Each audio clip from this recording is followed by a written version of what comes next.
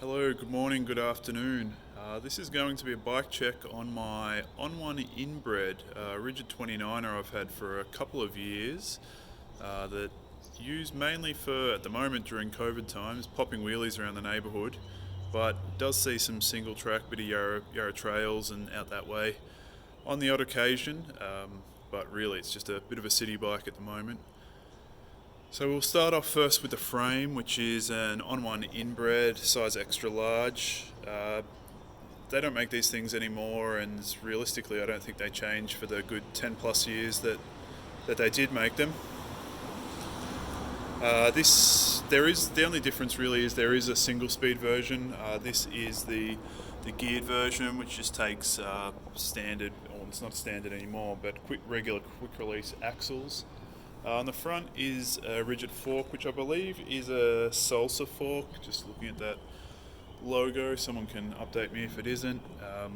So this is realistically a pretty fun combo. I did have a Specialized Crave SR, which is an aluminium with a carbon fork, rigid 29er as well, but obviously a bit more cross-country orientated than what this bike is. And that was fun, it was fast, but I sold it to actually buy a cyclocross bike that I was commuting on, and that worked out to be probably the worst mistake in terms of bikes, because that wasn't a very fun bike at all, that cyclocross bike. So let's start from the front wheel. This is just a wilderness trail bikes, probably pretty standard rim with a Novatech hub. I bought a wheel set together when I first built this bike up, front and rear. The rear didn't last very long, the hub was pretty crappy, so I did buy just a Shimano rear wheel. I have no idea what it is, but it does the job and seems to be a pretty good hub on it. I've had no issues. Back to the front, the brakes. This does have Shimano XT brakes front and rear. I've had these on a number of bikes, and I just replaced the pads and the discs. Had no issues at all. So it's been very good. Tyres on those wheels that I mentioned before, Continental Race King 2.2. They do have tubes in them at the moment. These have been pretty good. I'm sure they don't have a huge amount of tread on them. It's pretty well spaced. If I was riding more trails, I'd probably replace them with something different. But for the odd occasion, they work quite well. They roll very fast, and been really good. The headset in the frame is an FSA Pig downhill version, which is the sealed version.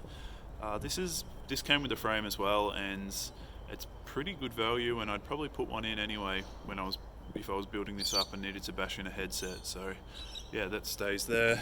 The bars are Surly Sunrise. These are kind of a newer addition from the last couple of weeks. A lot higher rise than my previous bars, and a fair bit of back sweep as well. It's meant I've been able to chop down a lot of the head tube and put a BMX stem on it, so it's pulled the bars a little bit closer, shortened the cockpit, and with that back sweep kind of put it in a really good and a fun position. So it's much more enjoyable to ride, and even when I do put the seat up all the way and put clipless pedals on it, it's still quite fun to ride long distances. So very, very happy with that. And there are those XT levers as well. While we're up here, that's a Saint shifter at 10 speed to Shimano Z derailleur. I've had a couple of derailleurs. I had an XT on it for a while, but I kind of like the look of the shorter Shimano Z, but realistically, as long as the shifter's okay, the derailleur doesn't matter. So the cassette is probably an SLX or an XT, depending on what was on sale at the time. Actually, it's an XT. You can see that little logo in there. It's a bit dirty, don't look too much at my filthy chain. And the chain would be similar. I have no idea what that is, but it'll be a Shimano. That's got a narrow wide chain set on the chain ring on the race face cranks. These are a run out of the older race face ride cranks, which is like a cross-country trail crank, 2-piece, but it's pretty good. These just turned up in the mail today to replace the Sunrace cranks that I put on it originally. These feel a lot stiffer, and I didn't realise how bent my other cranks were until I put these on.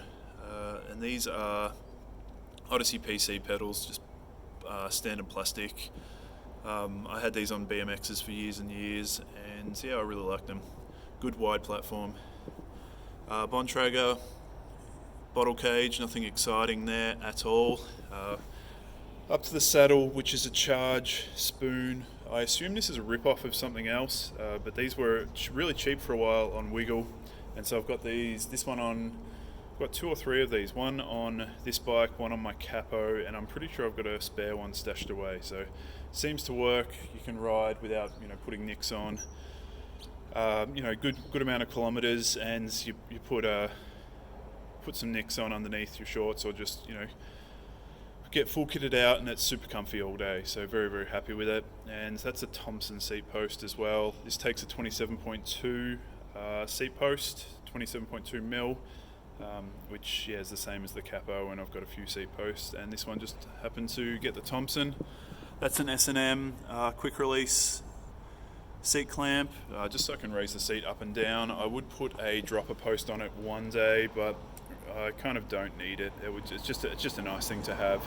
So I think we've covered everything on this bike as I move out. This is super fun. I don't see myself ever selling this bike, to be honest, because if I don't ride, pop wheelies on it, ride trails on it, I can set it up as a commuter.